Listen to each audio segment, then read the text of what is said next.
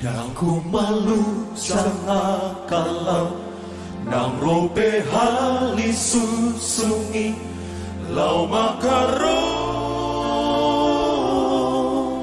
posoluki mono Tuhan parhatasa mandok hatanai kosam sai saudoi sai saudoi sai saudoi unang beho mabiar jambe mabiarau disi mangaluka osoluki hari Tuhan kudoaki atung godang pemusuki nama karo posoluki salaudoi salaudoi shalom.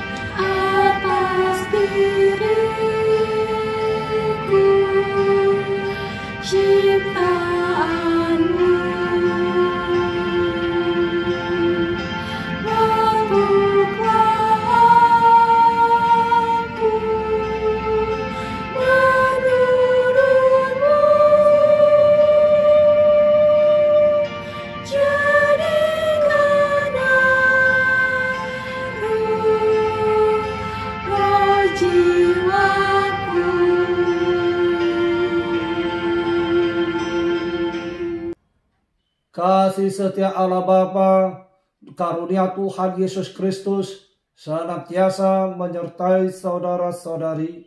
Amin. Horas, jala selamat pagi tu sudah ruas di Tuhata, hasian di debata. Firman Tuhan pagi ini tertulis dalam Yohanes 12 ayat 46. Aku telah datang ke dalam dunia sebagai terang, supaya setiap orang yang percaya kepadaku jangan tinggal di dalam kegelapan. Umat yang dikasihi Tuhan Allah, kita semua tahu kelistrikan menjadi salah satu kebutuhan manusia. Listrik membantu manusia di dalam banyak kegiatan dan kebutuhannya. Karena itulah, seperti yang kita ketahui bersama, periode pertama pemerintahan sekarang mengusahakan daerah yang tidak tersentuh pelistrikan dapat terwujud. Mereka menjadi tidak lagi daerah yang gelap, mereka tidak lagi menjadi daerah yang tertinggal. Karena apa? Karena listrik telah masuk di daerah itu, mereka pun menerima terang. Terang dari listrik tersebut, saudara-saudara, membantu mereka untuk melakukan kegiatan aktivitas dalam pemenuhan kebutuhan sehingga tidak ada kendala. Mereka bersuka cita, tidak lagi kegelapan. Yang kedua, saudara-saudari, pada periode kedua ini pemerintahan juga merencanakan, mengusahakan, mengupayakan bagaimana peningkatan sumber daya manusia yang dimulai dari pendidikan dan pengajaran. Meningkatkan sumber daya manusia yang handal dan tangguh supaya ke depan tidak ada lagi manusia Indonesia yang buta huruf, tidak tahu apa-apa. Dari sini kita dapat melihat bagaimana pentingnya pencerahan itu sampai kepada setiap manusia. Saudara-saudara yang dikasihi Tuhan Allah, firman Tuhan menegaskan kepada kita bahwa Yesus adalah terang. Dia datang ke dalam dunia yang gelap ini karena dosa. Maka Yesus sebagai terang dari Tuhan Allah menerangi semua kita. Dan artinya memberikan pencerahan, memberikan kepada kita penjelasan, memberikan kepada kita kebenaran, memberikan kepada kita jalan kehidupan yang sesungguhnya. Sehingga perjalanan kita itu benar-benar bukan lagi perjalanan karena kita tidak tahu, bukan lagi perjalanan karena kita tidak mengerti, bukan lagi perjalanan karena kita tidak memahami.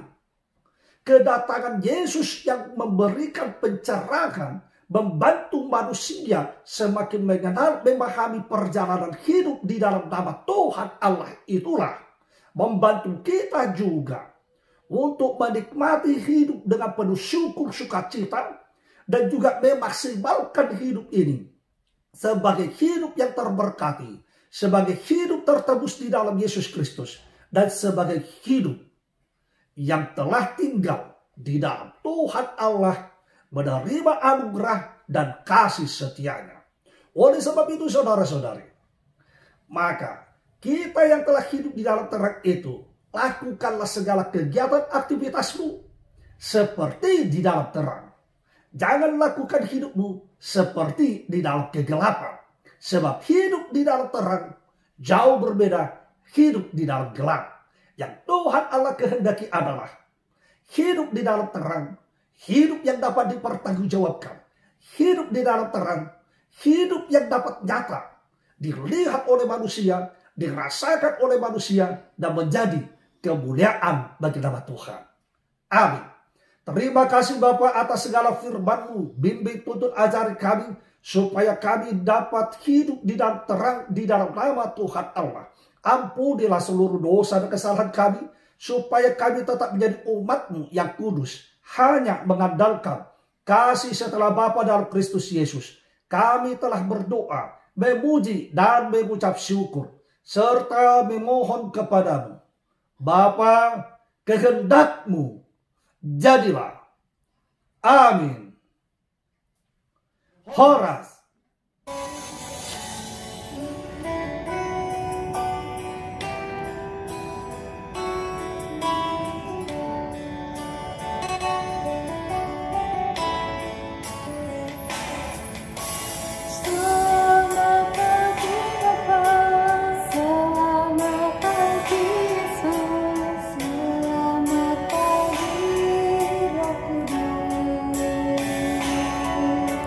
Terima kasih atas anugerah-Mu.